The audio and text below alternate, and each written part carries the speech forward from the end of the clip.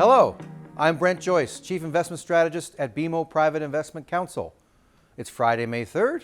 Welcome to our Global Markets Commentary. The theme for April was shake, rattle, and roll. April brought shaking to the equity markets and rattling to the bond market. However, we saw continued rolling recoveries in housing, manufacturing, and non-U.S. global economic growth, all of which support our positive outlook for capital markets. Since the beginning of 2024, we have been warning that equity markets were ripe for a consolidation of their recent gains. A smooth, uninterrupted 5-month advance for equity markets was certainly welcome, but a pause was in order, and a pause is welcome and healthy. Investors need reminding that risky assets deliver premium returns because they are risky.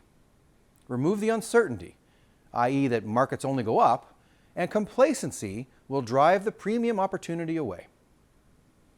Capital markets had plenty to digest in April: warm U.S. inflation, cool U.S. GDP numbers, and unfortunately, geopolitical flare-ups that escalated the ongoing misery in a number of global hotspots. In our view, April's equity market slides of between 3 and 5%, they're run-of-the-mill volatility. We are encouraged that markets held up in the face of pretty gloomy headlines.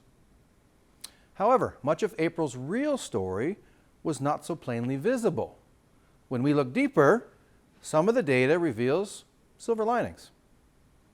Among the adverse developments that shook markets, the worst was a familiar culprit, U.S. inflation. After upside surprises in January and February, March's hot reading was too much to ignore. While the decline for U.S. inflation has stalled, inflation remains well below the peak. But it's also not close enough to the Fed's inflation target to bring as many interest rate cuts as investors previously expected.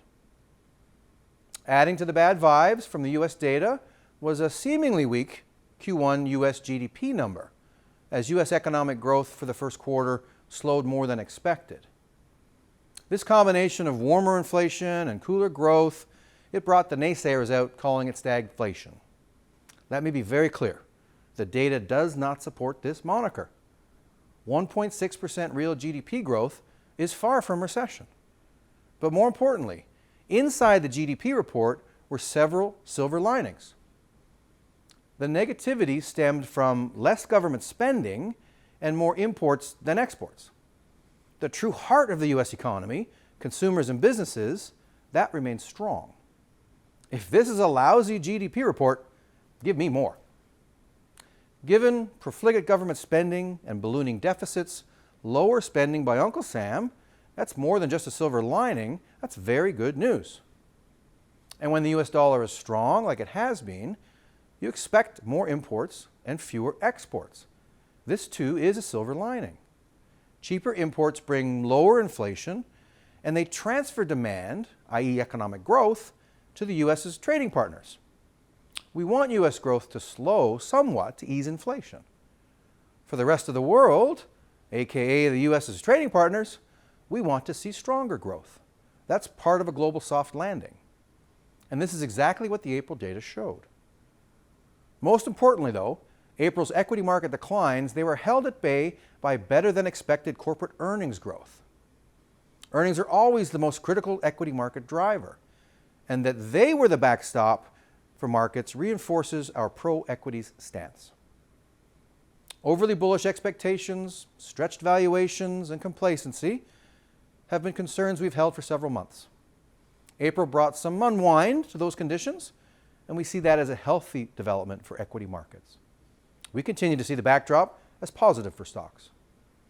At this point, it appears April is nothing more than an overdue breather following a robust 5-month rally for global stocks. And early May is already seeing the narrative flip, as a Goldilocks U.S. labor market report showed cooling wage growth, and that has both stocks and bonds rallying on the return of the soft landing scenario. April also brought validation that our well-diversified approach remains prudent, as our allocations to Canadian, international, and emerging market equities outperformed U.S. stocks. Finally, given that spring has sprung, it is that time of year when the old trope, sell in May and go away, starts making the rounds. We remind clients that staying invested is a much better strategy than following any fanciful urban legend. A simple Google search reveals reams of research debunking this theory across numerous periods and various markets. Now, there is some seasonality to market returns that points to stocks doing better between November and April versus May through October, but that performance varies dramatically year to year, and the overwhelming conclusion of the research is stay invested. So don't follow the folklore of sell in May and go away. Instead, rely on the overwhelming weight of historical evidence that does hold water. Take a well-diversified approach and stay in play. That's the way we saw the month of April. Thanks for listening. We hope to see you next time.